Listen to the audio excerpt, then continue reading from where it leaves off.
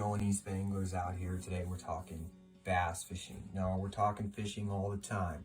We're talking rods today, and we're talking the best rods to throw crankbaits, jerkbaits, reaction baits in general. So whether this is a small jerkbait, medium sized, or a large jerkbait, we'll get into that. Whether it's a shallow diving, a mid-range crankbait, or maybe it's a lipless, maybe it's a square bill, maybe it's silent, maybe it's got rattles. But let's go ahead and talk today about the kind of rods, the best rods on the market. Let's talk affordable rods on the market for jerk baiting and for basically fishing reaction baits. So first of all, I'm going to go ahead and tell you guys the cheapest rod on the market to get the job done is a 6'10" 4-power Caden by Dobbins rods.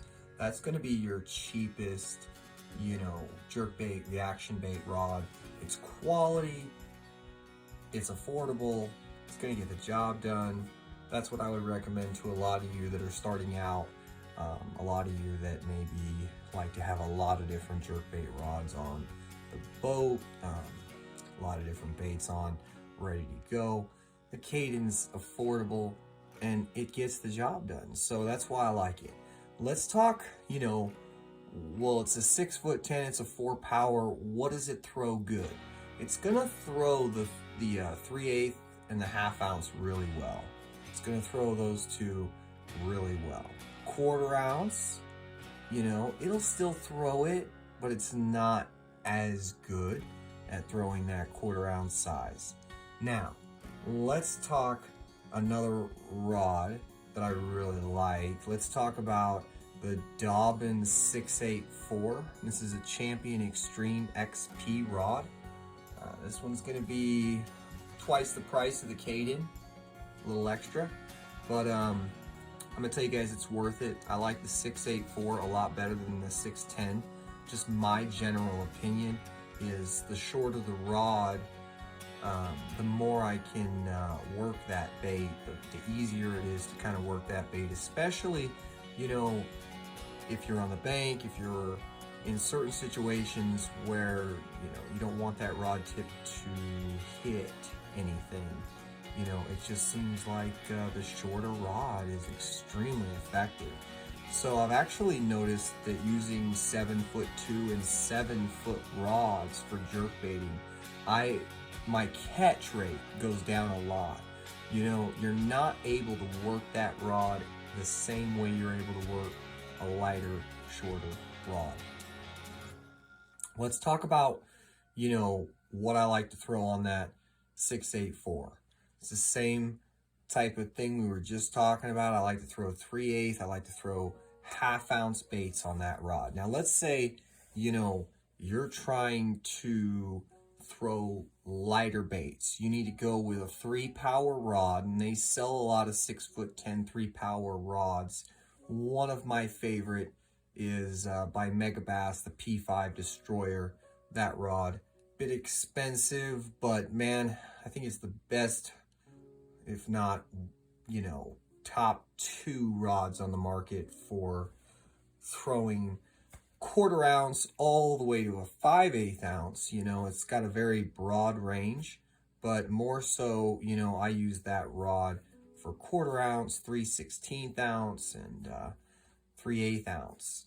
So that's what that rod mostly, actually 1/4 and 3/16, because I've already got the other rods to throw the other type jerk baits. Now, there's also going to be, a lot of other people that I've talked to, and they're talking, oh, I throw a 7-footer, and I use a 7-foot rod, and I use a, I would tell you guys that, I've jerkbait fished for months and years, but months at a time, and really caught hundreds and hundreds of fish. And I actually remember when the bite was hot, I was at a lake, and the bite was just great. And it was like, if I threw my bait in the water and I wasn't getting bit within a few, 10, 20 minutes, I was really, really convinced basically that rod was what was wrong, because I came back with my 684 or my 610 4-power rods. I even have a 6'3" Pop X rod that I use sometimes to jerkbait, smaller jerkbaits and stuff like that.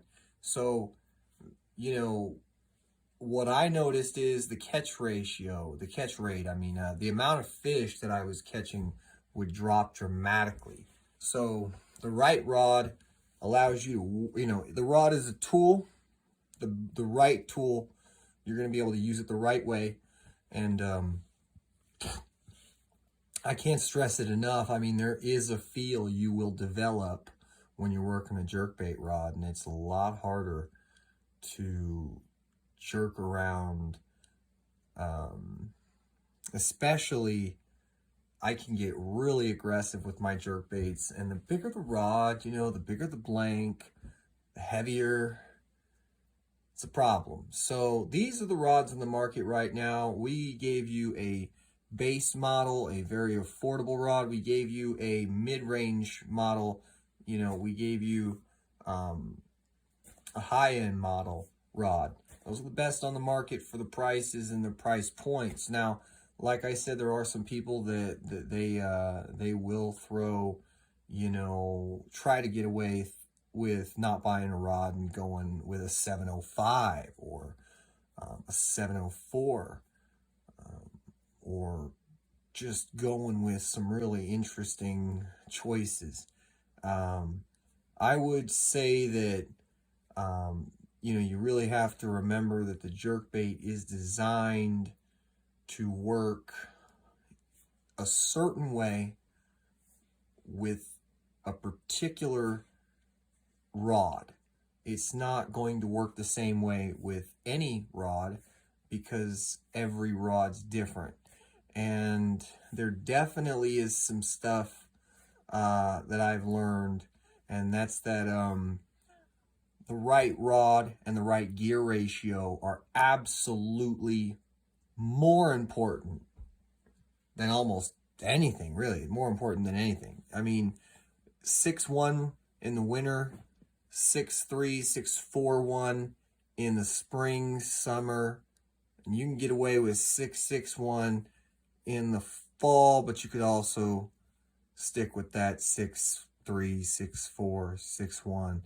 Do not get it on a 7-to-1 gear ratio.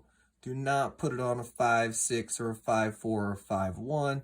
Don't put it on an 8'1". Don't put it on a 9'10". All right, it's going to save you a lot of time. Hope this video helped you guys get the right rod. It's fairly simple, and I don't want to make it too complicated, because there's a lot of brands out there, but the ones I mentioned, they're the best. So stay tuned. Thanks for watching.